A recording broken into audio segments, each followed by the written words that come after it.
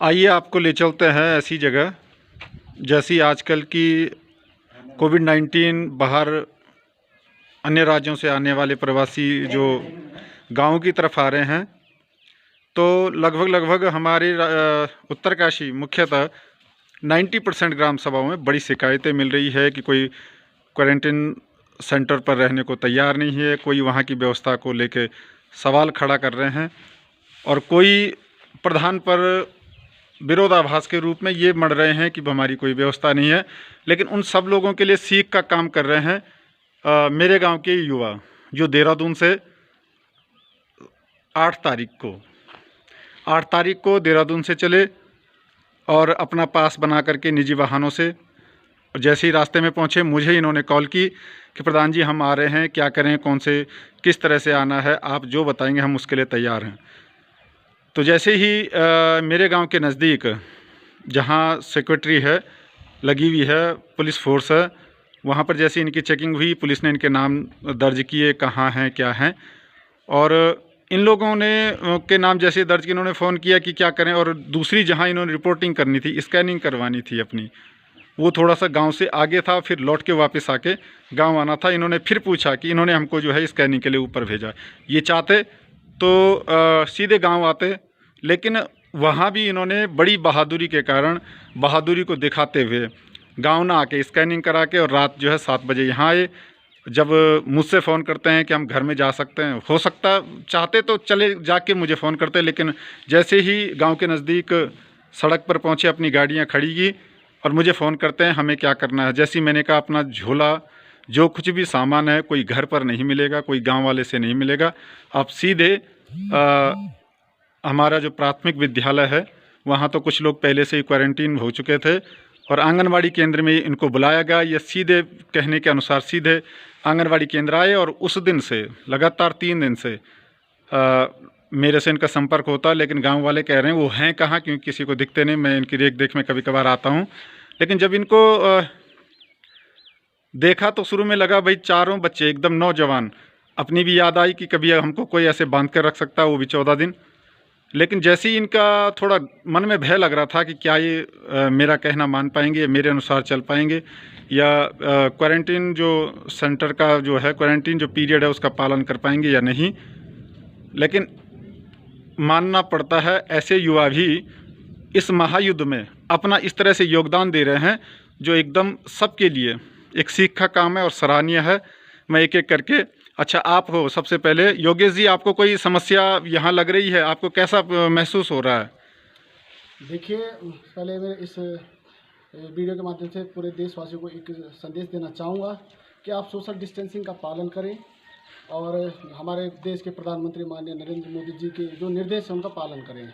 अब मैं ग्राम सभा नयापड़ का निवासी हूँ और जैसे ही हम लोग देहरादून से पास बनवा के आए तो हमने सर्वप्रथम अपने माननीय प्रधान जी से संपर्क किया कि ऐसी ऐसी बात है, हमें घर आना है। तो इन्होंने हमें समझाया कि आप चिंता ना करें, पैनिक ना हो, सब व्यवस्था की गई है, आप लोग निश्चित रूप से आइए। पहले हमें लगा कि हम कैसे घर से बाहर रहेंगे, क्योंकि नौजवान है, खाने की भी दिक्कत होती है, बनाने की दिक्कत होती है।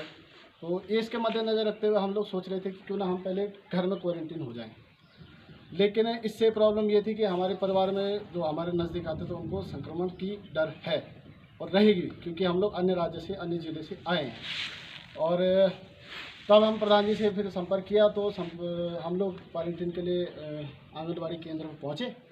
तो जिस प्रकार से हमें लगा कि शायद हमें खुद करना पड़ेगा, कि हम बिस्तर भी लानी पड़ेंगी फिर यहाँ से भी, लेकिन ऐसा नहीं है।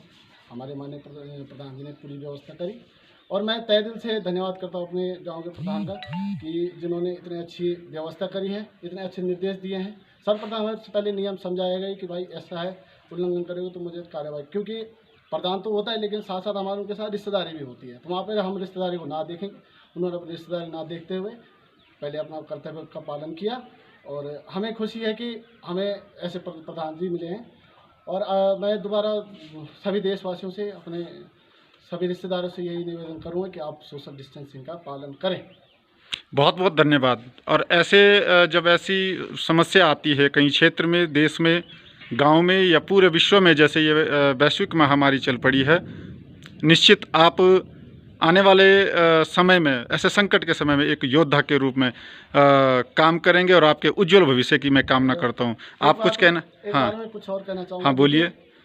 कमी हर चीज़ में होती है। हाँ ये तो है। कमी हर चीज़ में होती है। हम ऐसा नहीं है कि हम क्वारंटीन किए गए तो हम खुद ही पानी लेके आए या पानी की व्यवस्था करें। तो ये कमी सभी जगह होती है, हमें उसको छोड़ना है। सबसे पहले हमें इस कोरोना महामारी से लड़ना है। ये छोटी छोटी परेशानी कि भाई पानी नहीं है, बिजली नहीं है, खाना नहीं है, तो वो ज़रूरी नहीं है। देखिए पानी आप एक खुद भी ला सकते हैं। बिजली की व्यवस्था पूरे देश में लगभग है।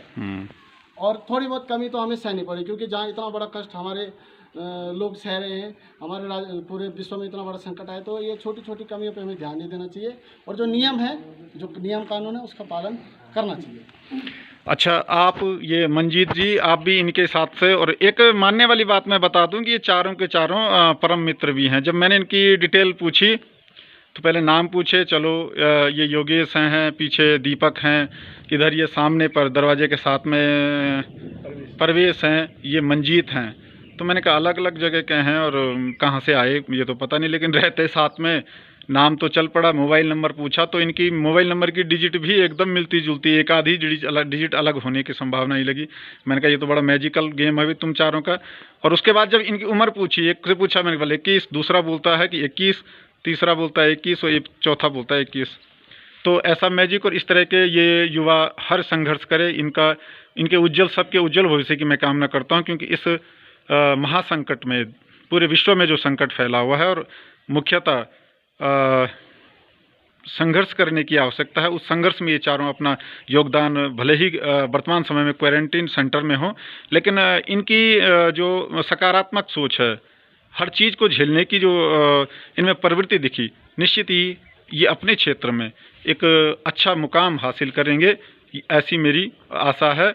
और इनकी प्रवृत्ति को देखकर लगता है कि ये निश्चित अच्छा मुकाम हासिल करेंगे। अच्छा, सामने आप मंजीत जी, कुछ अपने अनुभव आप साझा करना चाहोगे कि किस तरह से लग रहा है आपको, कि क्या है ये कंडीशन?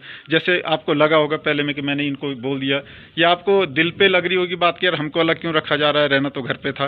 कुछ अगर आप कहना चाहो तो आप अपनी बात रख सकते हैं। बहुत खुशी हो रही है कि हम अपना योगदान दे रहे हैं इस महामारी में, और हमारा तो साथ में यहाँ मनोरंजन का साधन भी हो रहा है। जैसे सुबह शाम हम ढोल बजाकर गीत गा रहे हैं, आपस में ही अपनी यादें ताज़ा कर रहे हैं पुरानी। और हमारा तो आधा से ज़्यादा बचपन यहीं बीता हुआ है, सारा खेल कूद का हमारा यहीं का ये है। और आजकल हम मनोरंजन कर रहे हैं अपना सुबह शाम, अच्छा लग रहा है हमें यहाँ पर। ऐसी कोई दिक्कत परेशानी नहीं है, सब कुछ है। नहीं, आ जाए परेशानी तो हम आपके साथ हैं, इसीलिए मेरा नंबर आपके पास है। और आप जो है किसी भी समस्या के लिए, रात हो जो भी हो, मुझे फ़ोन कर सकते हैं। आपका भी बहुत अच्छी व्यवस्था हो रही है सब चीज़ की।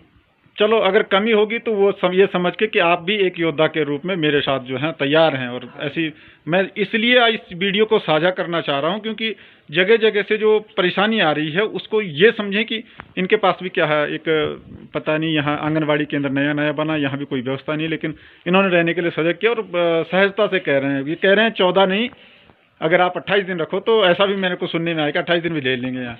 आप परवेश जी, आपका बढ़िया है ना? कोई दिक्कत, कोई परेशानी?